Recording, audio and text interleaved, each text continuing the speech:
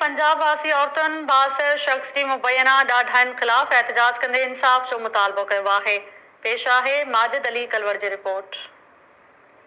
जी नाज़रीन, असीं मौजूद आहियूं सचल प्रेस क्लब बहादुरपुर अॻियां, जिते पंजाब जे शहर रमियल खान जा रवासी औरतुनि ॿारनि समेत सरापा एहतजाज बढ़ियल आहिनि। अचो त मौजूद रमियल खान जे रवासियुनि सां ॻाल्हि ॿोल कयूं त उनजा कहिड़ा वीचार आहिनि। मेरा ये मसला है कि उधर रहीम के में रहने वाली, उधर छोटा सा शहर है राजनपुर कलां, उधर का एक गुंडा है, उधर के वडेरा है, जैसे गुंडा कहते हैं, गुंडागर्दी।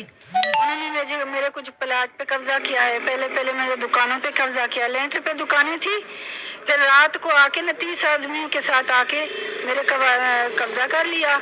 मेरे भाइयों को बहनों को मारते रहे, पीटते रहे और बहुत गई अदालतों में चक्कर काट के मैं थक गई। और मेरे एक भाई को गोली भी लगा दी गई और तब तक इलाज उसका नहीं चल रहा था जब तक मैंने वो नामालूम नहीं कहा था। मेरा भाई मर रहा था, मैंने नामालूम लिख के दिया, फिर मेरे भाई को इलाज चला। अभी भी हम मुख्तलिफ शहरों में रह रहे हैं। अभी उधर मैं जा नहीं सकती क्योंकि उधर मेरा जो है ना खतरा है। मुझे, मेरे बच्चों को, मेरे भाइयों को, उधर हम नहीं रह सकते, हमें उनसे खतरा है। 2008 से मैं मुख्तलिफ जगहों पे रह रही हूँ, दर पदर की ठोकरें खा रही हूँ।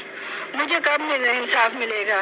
20 साल मैंने चक्कर अदालतों के काट के थक गई। अभी मेरे में इतनी हिम्मत नहीं है। मैंने भी दरखास्त भी भेजी है वजीर आला को, वजीर आजम को भी भेजी है, चीफ ऑफ स्टाफ को भी भेजी है, वो अपील भी की है मैंने, अभी भी कर रही हूँ। अभी भी मैं जाऊंगी जब तक मैं जा सकी, जब तक मुझे इंसाफ नहीं मिलेगा। असां राजनपुर कलां जा रहवासी आहियूं पंजाब जा।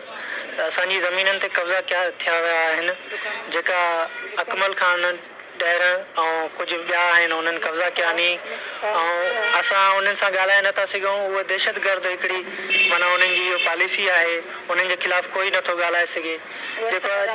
जेको बि उन्हनि जे आवाज़ ख़िलाफ़ु खणे त मुंहिंजे मामे आवाज़ु खई हुई त उनखे गोली हई वई हुई। ऐं ॿियो जेको आहे त उते उन्हनि जे बासर नी उन्हनि सां कोई बि नथो ॻाल्हाए सघे, उहे ॾाढा माण्हू नी। इन जे करे असां उतां हिते घोटकी में असां हाणे पनाहगार आहियूं, असां दरपदर आहियूं। ऐं जेको असांखे इंसाफ़ ॾिनो वञे, असांजी अपील आहे वज़ीर आज़म सां त असांखे उहे कब्ज़ा वापसि कराया वञनि। ऐं चीफ ऑफ आर्मी सां असांजो इहो आहे, अपील आहे त असांखे इहे पंहिंजा कब्ज़ा ज़मीन ऐं असांखे तहफ़ुज़ ॾिनो वञे। दुआरियूं ईअं सम्झी असांखे विरधनि लड़दनि ॾहेर असां परेशान हूं, ॿाल आहिनि छोटे छोटे, रहे न सघंदे उथई। असां को घारे चमदनि कुटेंदनि मरेंदनि वाला असां केॾे वञूं? असां को इंसाफ़ मिले। इमरान खान को असां दरख़्वास्त कई असां असां को इंसाफ़ मिले। इन्हनि वज़ीर आज़म पाकिस्तान आर्मी चीफ ऐं IG जेको आहे त पंजाब खां मुतालबो कयो आहे त बासर वडेरे ख़िलाफ़ कानूनी कार्रवाई करे असांखे तहफ़ुज़ ऐं असांजे प्लाट ते कब्ज़ो जेको थियल आहे उनखे ख़तमु कराए असांखे तहफ़ुज़ ऐं इंसाफ़ फराहम कयो वञे। कैमरामैन अब्दुल हमीद दायो सां गॾु माजिद अली कलवड़ो, टाइम न्यूज़, आदलपुर।